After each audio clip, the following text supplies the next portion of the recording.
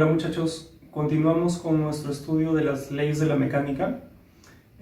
Continuamos ahora con el tercer enunciado de la segunda ley.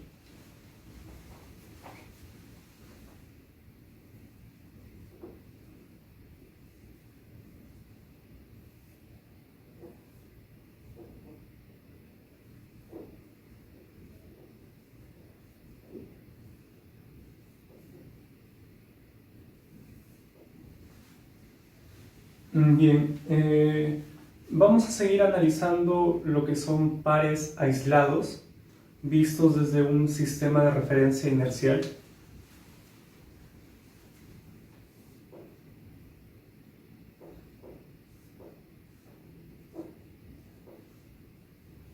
Sea este un sistema de referencia inercial, sea el par aislado conformado por la partícula P1 y la partícula P2.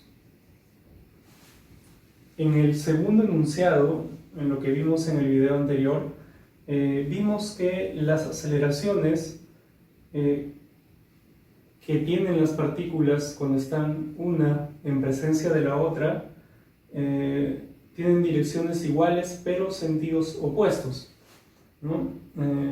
Una característica adicional de esas aceleraciones es que esto se puede describir de la siguiente manera: las aceleraciones quedan contenidas en la recta definida por las posiciones de las partículas, ¿no? ¿Qué significa eso? Por ejemplo, yo podría decir, oye, según lo que vimos en el segundo enunciado, esta podría ser la aceleración de P1 y opuesta la aceleración de P2, ¿no? Ya. Pero esto en verdad no sucede. Lo que va a suceder siempre es que estos vectores van a estar contenidos en la recta que une sus posiciones. Es decir,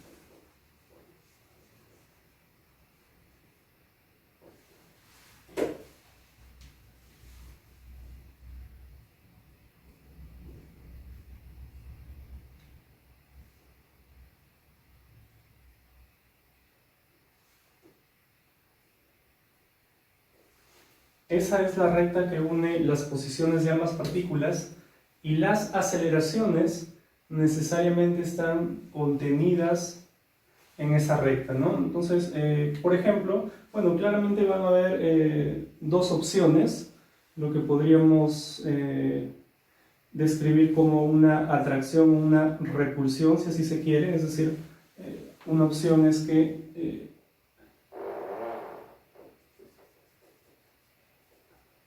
esta sea la aceleración. Vamos a utilizar mejor los números con las letras I y J, partícula I y partícula J. Esta sería la aceleración sobre I cuando la partícula está en presencia de J, ¿no? Y por acá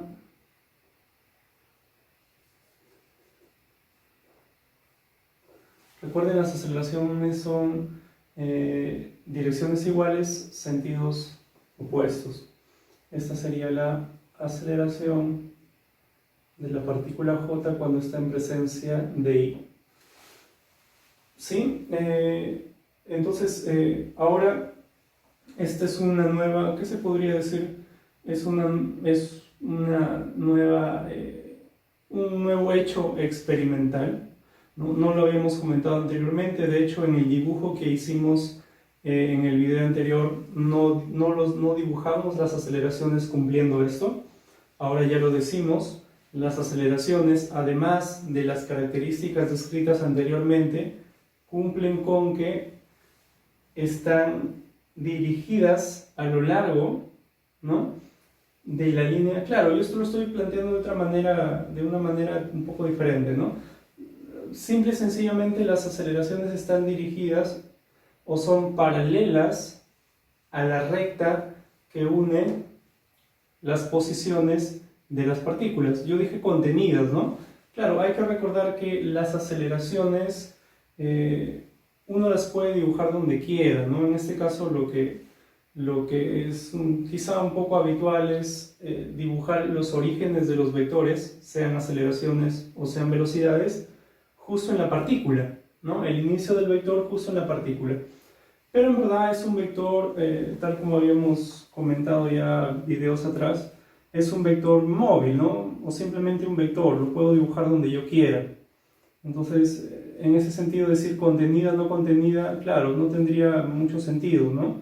Para ser entonces rigurosos, voy a decir, las aceleraciones son paralelas a la recta que une las posiciones de las dos partículas, ¿no? Entonces, les decía que bajo esa restricción, pues solamente habrían dos opciones, ¿no? Esta sería una, que las aceleraciones apunten, ¿cómo podríamos decirlo, no? Una hacia la otra, ¿no? Una hacia la otra, porque la otra opción sería que la aceleración sea hacia allá en dirección contraria, ¿no? Es decir, la aceleración IJ podría apuntar hacia la otra partícula o en sentido contrario, ¿no? Entonces, la otra posibilidad sería simplemente así,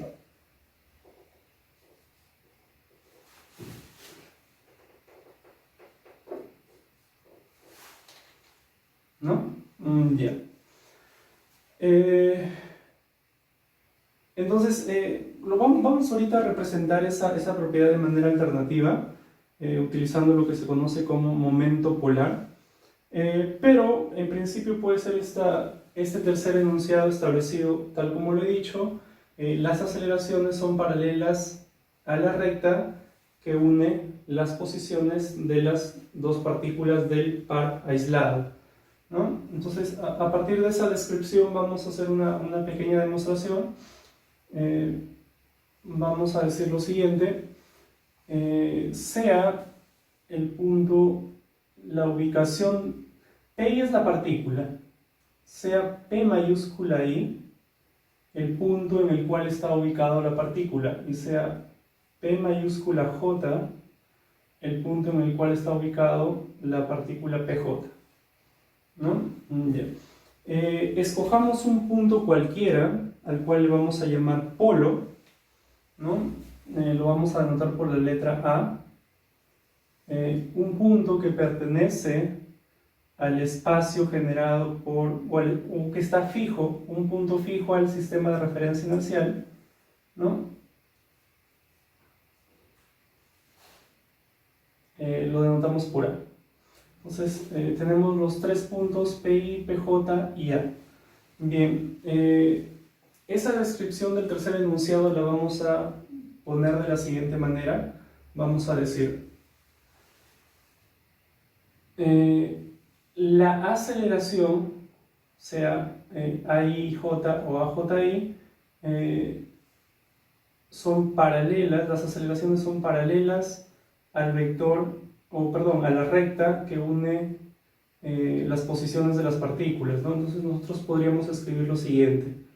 Podríamos decir A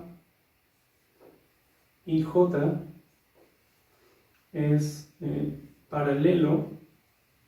Bueno, esto ya lo sabíamos, ¿no? Esto ya lo sabíamos. A, J, I. Eso ya lo vimos anteriormente. Pero también esos dos son paralelos a este vector.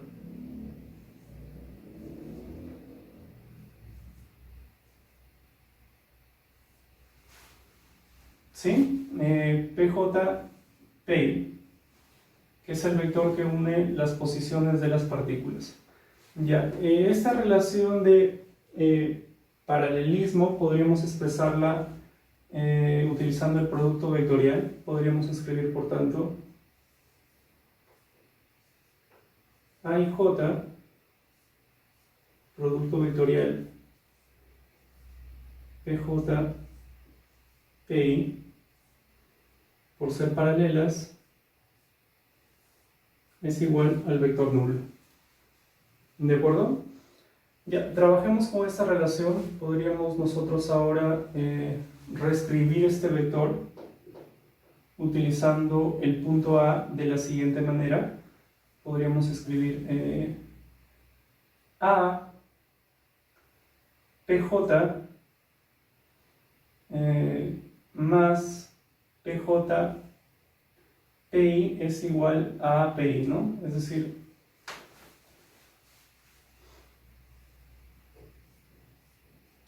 el vector A PJ más el vector PJ PI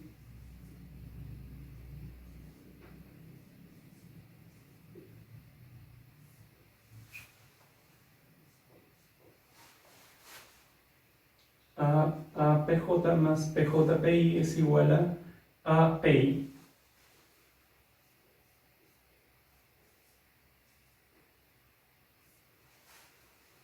¿Sí?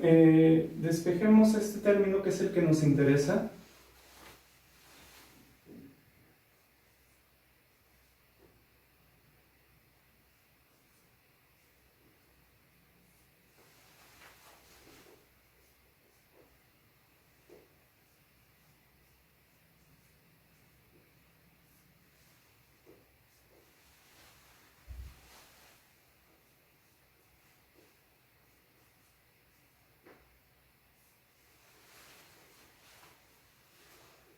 Bien, multipliquemos este término, producto vectorial A y J, pero vamos a hacer lo siguiente, vamos a reescribir esto al revés, ¿sí? Para facilitar un poco el procedimiento, vamos a escribir, claro, si se cumple esto, se cumple que esto cambiando el orden, ¿no? Si cambiamos el orden del producto vectorial, se multiplica por un menos, ¿no? Entonces, menos 0, pues sigue siendo 0. Entonces, cambiemos el orden de esto y posmultipliquemos por este vector de acá, ¿no? Es decir, obtengamos lo siguiente.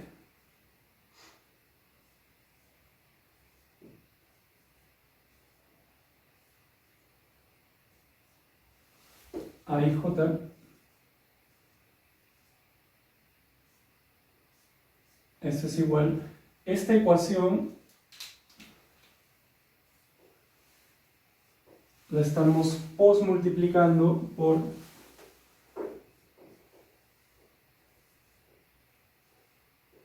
A y J, ¿de acuerdo? Entonces, esto sería igual a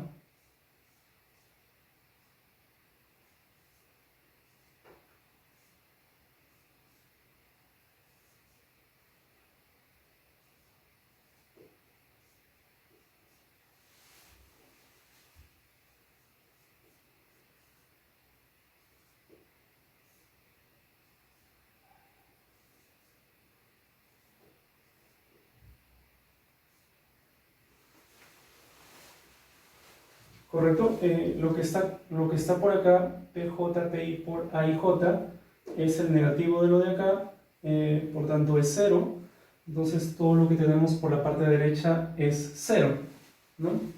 Escribiríamos entonces, todo esto es 0,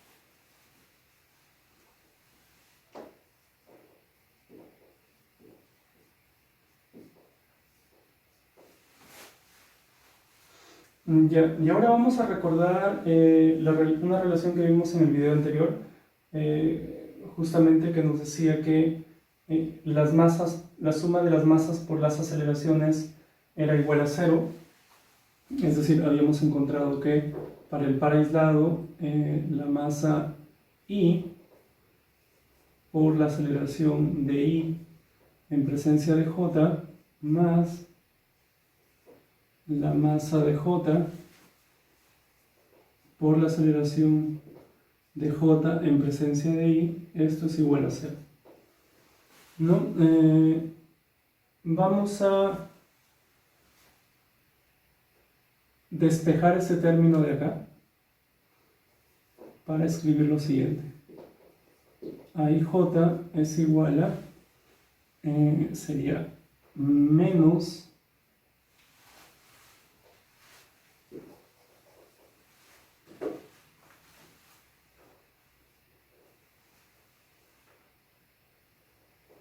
MJ entre MI por AJI.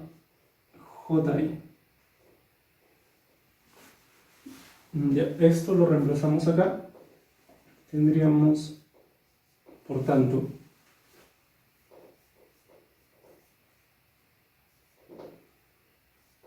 API por AIJ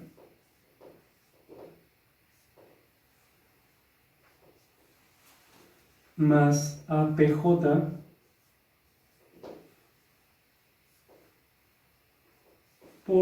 reemplazamos esto por esta expresión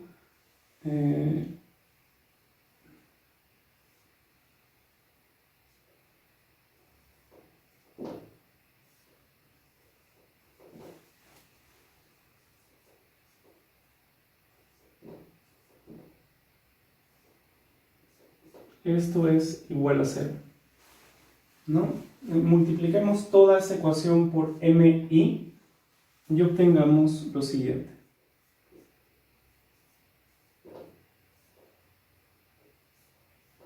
Multiplicando toda la ecuación por el escalar MI, por propiedad del producto vectorial, podemos esto escribirlo acá, ¿no? Agruparlo con el AIJ. Tendríamos MI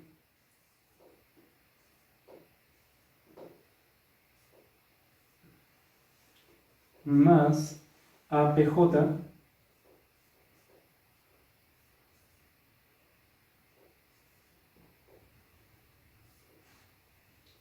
el menos lo sacamos de una vez.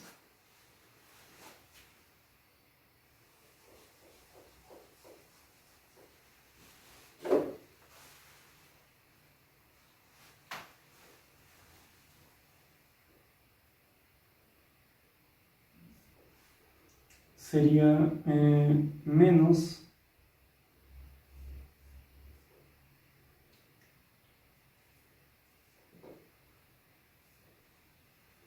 APJ por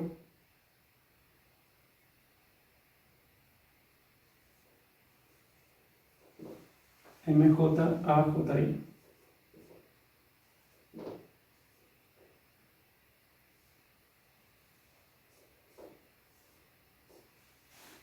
Y eso es igual a 0.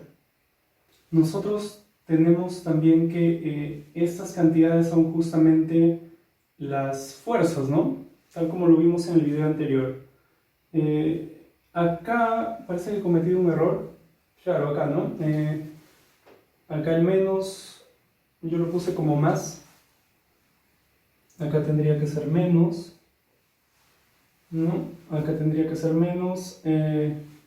Por tanto, acá tendría que ser menos por menos más. Ya.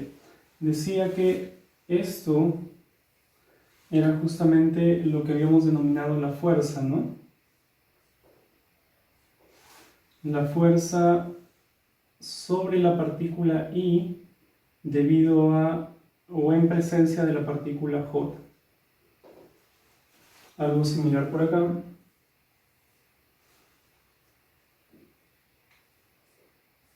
La fuerza de o sobre la partícula J cuando está en presencia de la partícula I. Ya, podemos por tanto escribir ahora lo siguiente.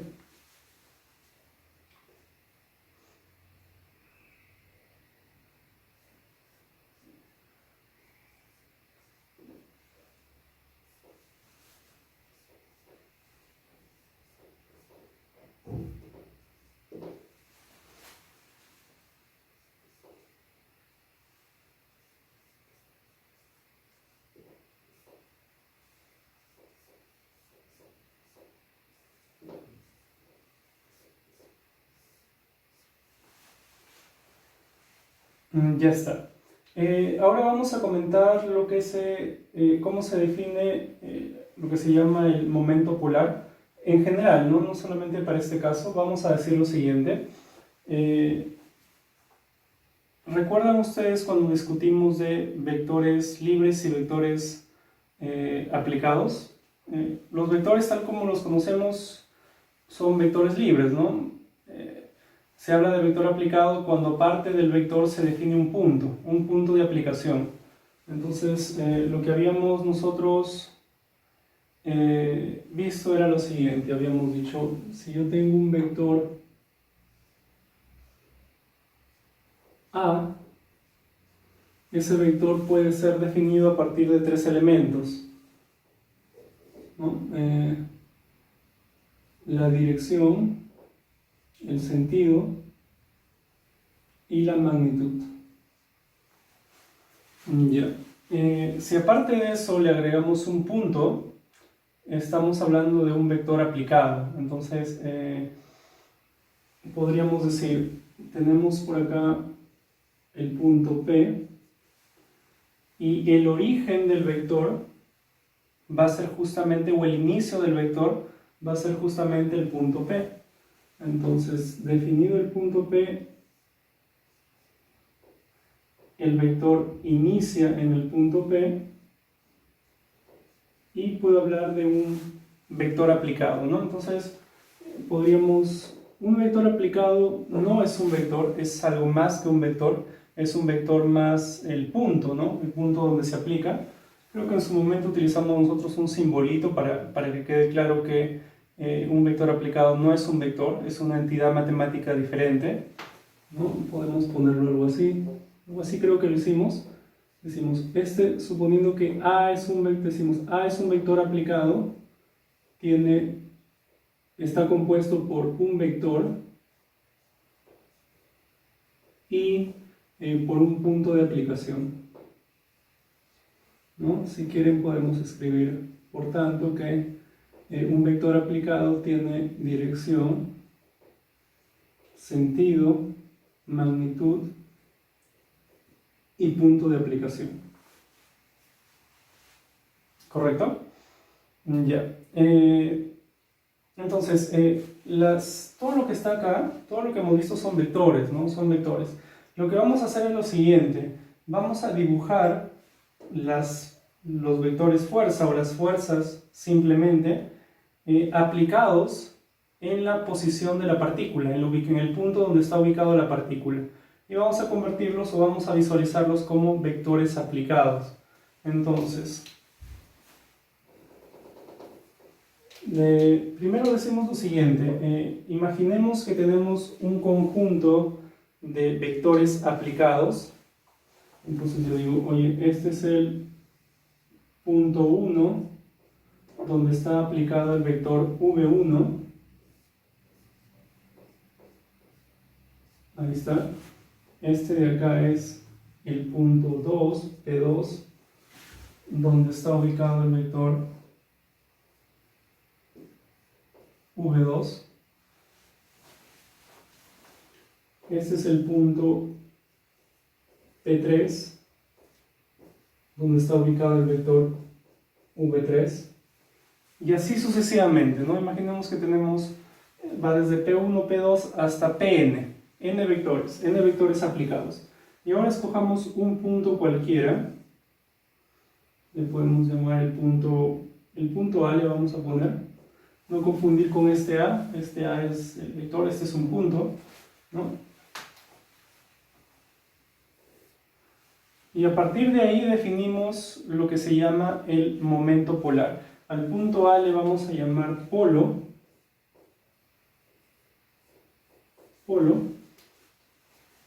y vamos a definir el momento polar de la siguiente manera. Vamos a utilizar la letra M, vamos a decir, el momento polar del vector V1 es un vector.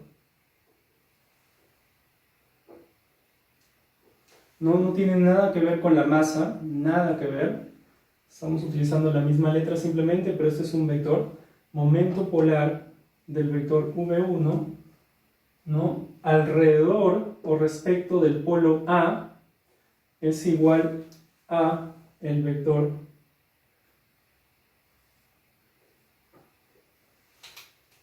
AP1, es decir, el vector que va del polo al punto de aplicación, por el vector V1. ¿Correcto? Entonces, ¿qué cosa es el momento? Para definir el momento polar de un vector aplicado, necesitamos tres cosas. Necesitamos el vector, el punto de aplicación y el polo. Entonces, definimos el momento polar de un vector aplicado respecto de un polo es igual al vector que va del polo al punto de aplicación por el vector, ¿no? Algo similar será para el momento polar del vector V2 será el vector que va de A a P2 por V2 y así sucesivamente, ¿no? Podemos a partir de ahí definir el momento polar total como la suma de todos estos momentos polares individuales y podríamos escribir lo siguiente.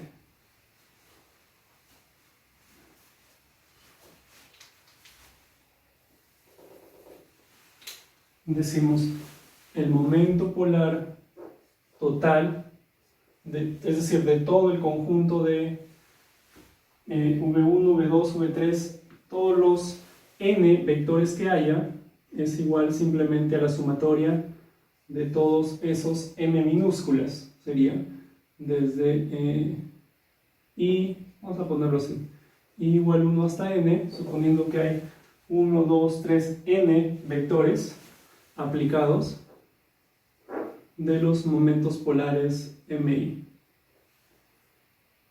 ¿Correcto? Entonces esto es igual a sumatoria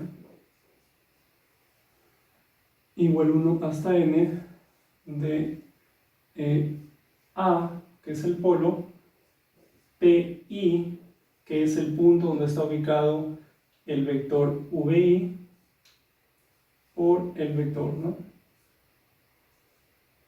VI. Ya, entonces, este M sería el momento polar del conjunto de los n vectores aplicados V1, V2, V3 hasta Vn, ¿no? Alrededor o respecto del polo A. Bien, algo similar ocurre en esta expresión, ¿no?, que habíamos encontrado. Si ustedes se dan cuenta, tiene exactamente esa forma. Tiene, el A sería en este caso el polo, ¿no?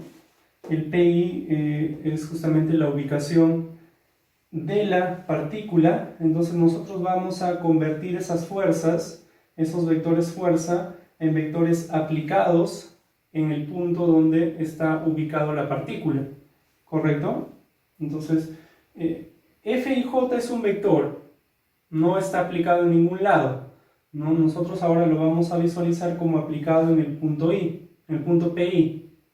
Entonces, viéndolo ahora como un vector aplicado justo donde está ubicado la partícula, podemos ya decir que ese término representa el momento polar, ¿no?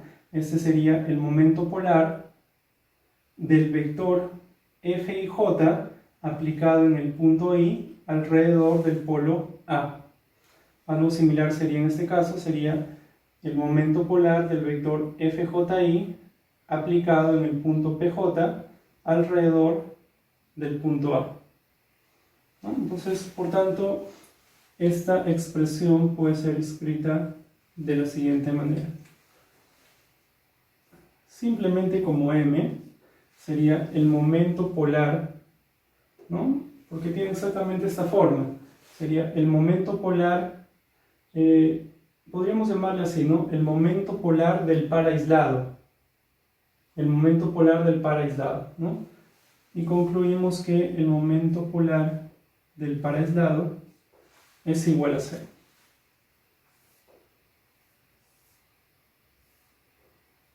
Bien, esta relación es alternativa a la primera que vimos, la cual decía que empezamos por acá, ¿no? Es decir, de alguna manera son equivalentes, decir esto, decir que A y J es paralelo a PJ, PI, es equivalente a esto de acá, ¿no? Sería cuestión de, ya les dejaría a ustedes como tarea, de que ustedes prueben que a partir de acá se puede mostrar lo de acá, ¿no? Porque lo que hemos hecho es, a partir de acá, de que son paralelas, hemos demostrado que el momento polar total del par aislado es igual a cero, ¿no? Entonces, como tarea, demostrar que a partir de acá se puede mostrar esto de acá. Entonces, son dos formas alternativas de representar lo mismo. El tercer enunciado de la segunda ley, una de ellas es que las aceleraciones son paralelas a la recta que une las posiciones de las partículas, y la otra que el momento polar total es igual a cero.